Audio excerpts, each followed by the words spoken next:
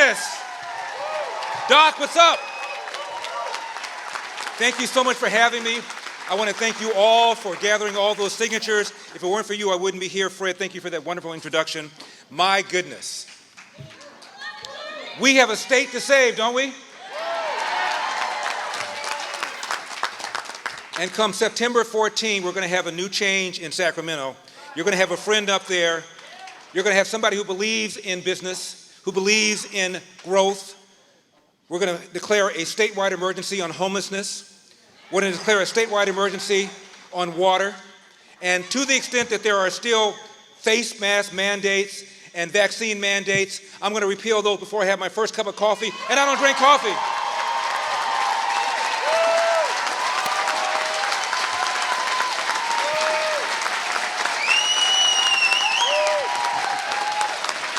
Where do you start with the damage Gavin Newsom has done to this state that we both love?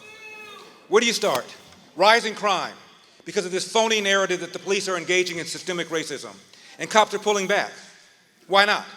You're going to be accused of systemic racism if you see something that you think is awry. Most of police work is discretionary. Crime goes up. Bad guys know it. When you reduce the possibility of a bad guy getting caught, getting convicted, and getting incarcerated, guess what? Crime goes up. Can you say duh? And while Gavin Newsom enjoyed having his own kids enjoy in-person, in-school private education, he shut down school for the 80% of Californian kids who are Hispanic and black. These are the ones that the left claims that they care so much about. Do you know that 75% of black boys in California before the pandemic could not read at state levels of proficiency, and those levels are not high? Half of third graders cannot read at state levels of proficiency. I went to Crenshaw High School. You saw the movie Boys in the Hood? That's my high school. 2% of kids at Crenshaw High School are math proficient. And these kids lost a whole year of in-school education. It is an outrage. When I get up there, we're going to be pushing choice in education.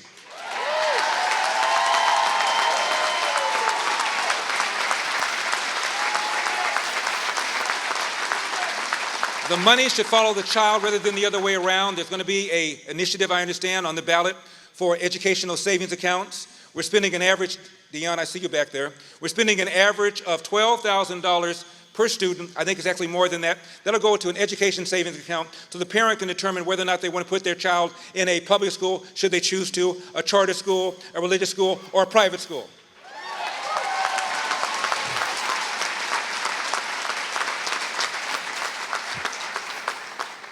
And homelessness, really, what's their solution? The solution is build more housing without dealing with the underlying reason why people are on the streets in the first place.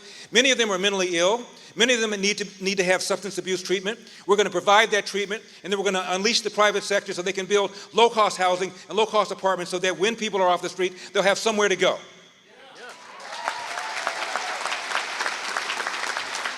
Government has proved itself to be incapable of solving the homeless problem. Let churches do it. Let synagogues do it. Let mosques do it. Let them adopt the street, adopt the block, adopt the neighborhood. And then when they do so, they'll have somewhere to go.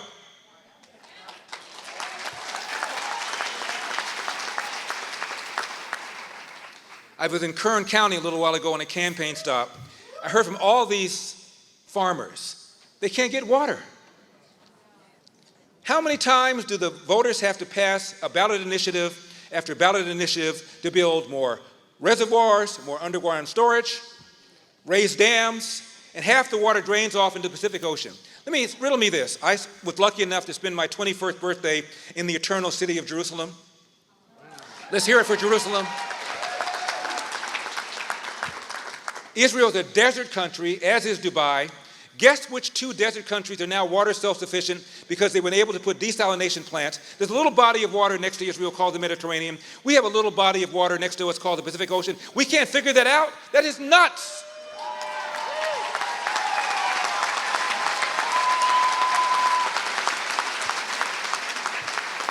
I ran a small business after I practiced law briefly, and I mean small. I'm talking about maximum, I had maybe a dozen people working for me. But I met a payroll every single 2 weeks. I didn't go bankrupt. I didn't liquidate it. I sold it. It went on for years and years. My point is, I know how hard it is to run a business.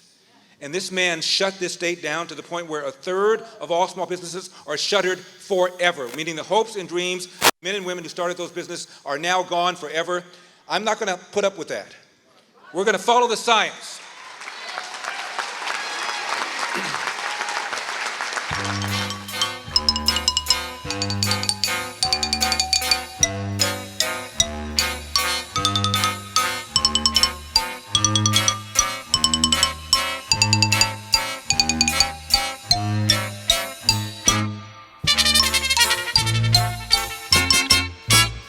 Thomas Jefferson warned about trading freedom for public safety, and it's a trade-off that the left doesn't seem to understand. I understand that. When I get up there, you're going to have somebody who understands that. Now, you got it. My father came to California in 1945, right after the war. My father worked 2 full-time jobs cleaning toilets for 2 different bread companies. He cooked for a family on the weekend, and he went to night school 2 or 3 nights a week to get his GED. The man never slept. But with that income, he had a stay-at-home wife, my mother, who stayed at home until the youngest of us was in middle school, was able to save his nickels and dimes and buy a house in South Central LA, still in the family, that is now worth $600,000. Somebody working 3 or 4 jobs cannot do that now because the cost of living has gotten so outrageous because the environmentalist extremists have a stranglehold over Sacramento, a stranglehold that I'm going to break when I get up there.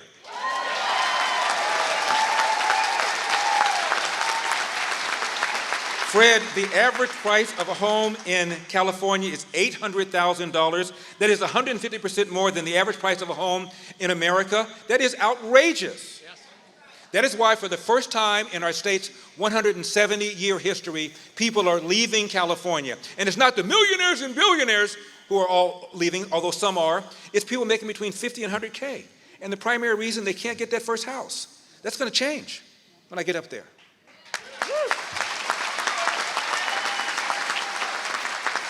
And one of the things I'm going to have is the ability to declare a statewide emergency, which I will do.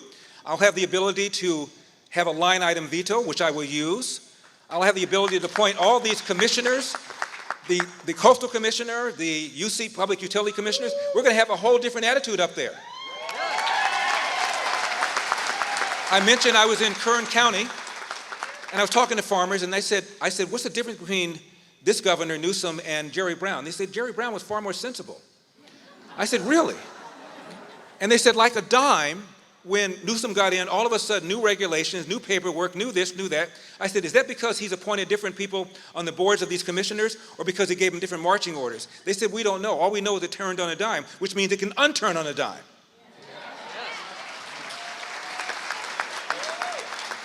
And this narrative of critical race theory, are you kidding me? Are you kidding me? Who would have thought just a few years after the election and re-election of the first black president, we'd be debating critical race theory and reparations? I was interviewed by the LA Times editorial board, pretty combative. It's on my social media, you'll enjoy it. Sacramento Bee, pretty combative. I think you'll enjoy it. And they kept asking me over and over and over again, don't you believe there's systemic racism? I said, no.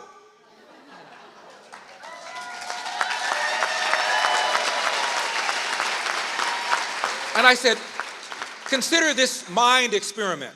Pick out your magic wand. Wave it over America. Remove every smidgen of racism from the hearts of white America.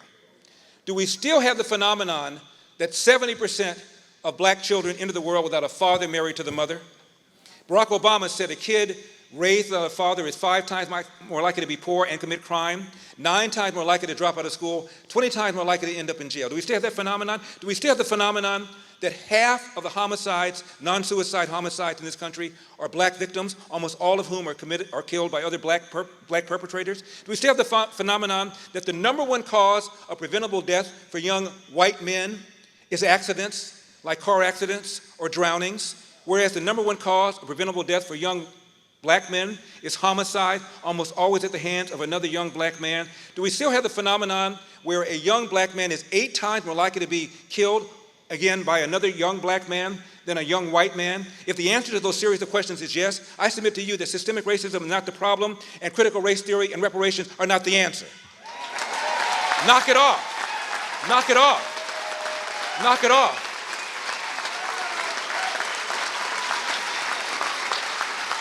So we're going to do something about the rise of crime. No more of this defund the police nonsense. We have two soft on crime DAs in San Francisco and in LA. Both of them are facing recall elections. We're going to recall them. We're going to do something about homelessness. We're going to do something about the outrageous cost of living.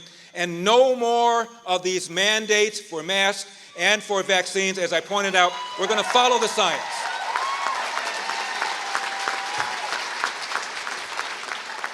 And let me leave you with this. Regarding this business about racism in America, are you kidding me? Barack Obama got a higher percentage of the white vote than no. No, than the nominee 4 years earlier than that. John Kerry got a higher percentage of the white vote than John Kerry did, and we're talking about this. When Barack Obama was running in 2007 against Hillary for the nomination, and on the Republican side, it was Mitt Romney running against John McCain. Gallup did a poll to find out who had a bigger hurdle. 5% of Americans, 2007, said they would never vote for a black president. 11% of Americans said they would never vote for a female. 24% said they would never vote for a Mormon, referring to Mitt Romney. 42% said they would never vote for a man as old as John McCain would have been, 72 years old, if he became president. So Barack Obama had a lower hurdle than these three white people did. Knock it off. Knock it off. Knock it off.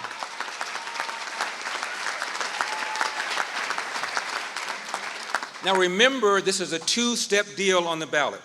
Unless 50% plus one voter votes to recall Gavin Newsom, it doesn't matter what happens on the Republican side. So we have to remind people why we're here. The arrogance, the way this man shut down the government, the crime, the homelessness, 50% plus one has to vote to recall him, otherwise it doesn't matter. Regarding the Republican side, we got this. We got this.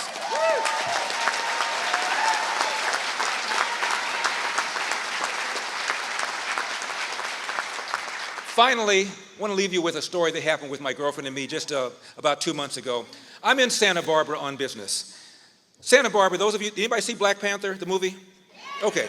Santa Barbara, the demographics, not exactly like Wakanda. So I'm in the car and I'm getting ready to get on the 101 to go home. I decide to get some gas. I pull up to a station, I get out of the car, I hear a deep male voice go, "Hey, want a banana?" I look up. I'm not quite sure what I was going to do, depending upon how big the guy was. And I look up, and it's a white guy next to an SUV. The trunk is open. He's got a big basket of bananas in there. And he's talking to a white homeless guy who's only a few feet away from him, fishing through the garbage. So I said to the driver, "Hey, I thought you were talking to me. I was about ready to accuse you of systemic racism. In fact, I'm still going to accuse you of systemic racism. How come the only guy you offered a banana to is that white guy over there?" So now the homeless guy is laughing. I said, "I don't even like bananas." Homeless guy is doubling over, "You're a funny guy, you're a funny guy." I said, "I'm here all week." 2-drink minimum. I said, "Throw something in the tip jar." I get in the car, I said to my girlfriend, "Did I just ask a homeless guy to give me a tip? I'm going to burn in hell." Thank you guys for being here. May God bless you. May God continue to bless the United States of America. Let's do this. Let's do this. We got a state to save. We got a state to save. I love you.